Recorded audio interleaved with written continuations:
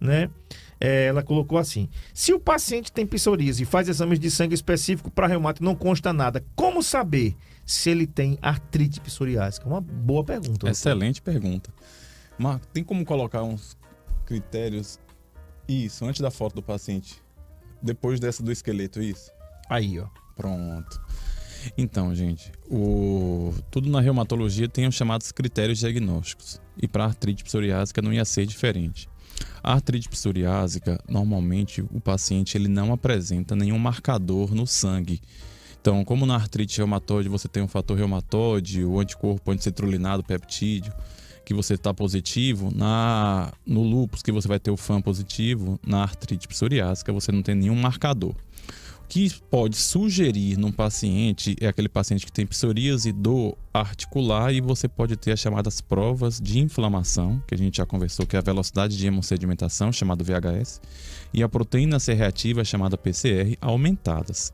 E aí a gente, através do questionário clínico do paciente, a gente vai buscar se esse paciente ele vai ter artrite psoriásica pelos critérios na anamnese e no exame físico. Então, se ele tem uma evidência atual de psoríase, só aí ele já vai ganhar 2 pontos, tá? E aí, se ele tem história pessoal, ou seja, eu tive um passado de psoríase, já estou bem, fui tratado, ou se ele tem uma história familiar, 1 ponto. Quando ele tem alguma alteração na unha, lembra como a gente falou, como é importante, né? Sim. A psoríase ungueal está muito associada com a artrite psoriásica. Fator reumatoide negativo, por que isso? Porque o fator reumatoide, se o paciente chega para você com uma artrite e um fator reumatoide positivo, até prova contrária, é uma artrite reumatoide, que é um outro diagnóstico, que não é artrite psoriásica. Dactilite, que a gente falou, aquele dedo em salsicha, né? Ou se ele já teve uma história de dactilite.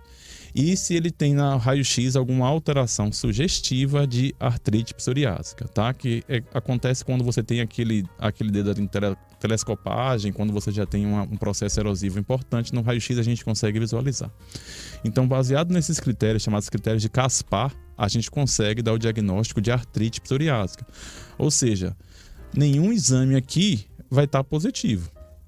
Você precisa de um raio-x, uma boa anamnese, um bom exame físico para que você feche o diagnóstico de artrite psoriásica.